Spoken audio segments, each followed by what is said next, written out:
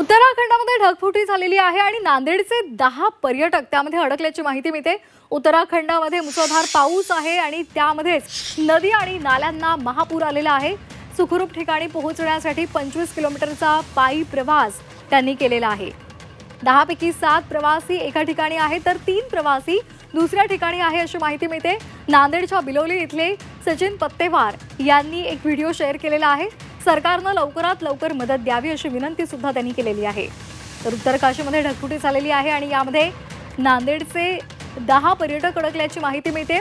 उत्तराखंडामध्ये मुसळधार पाऊस झालेला आहे, नदी नाल्यांना महापूर आलेला आहे, त्यामुळे सुखरूप ठिकाणी पोहोचण्यासाठी 25 किलोमीटरचा पायी प्रवास त्यांनी केलाय। त्यांनी एक व्हिडिओ सुद्धा शेअर केलाय। इथे तुफान पाऊस सुरू असून सगळ्याच नद्यांना पूर आलाय, त्यामुळे अनेक रस्ते बंद पडले आहेत। आमच्या ग्रुपमधले 7 जण इतर ठिकाणी अडकलेले आहेत आणि आम्ही तिघे दुसऱ्या लोकेशनवर आहोत। तर कृपया कोणी यायचा विचार करत असेल तर सध्या येणे टाळावे।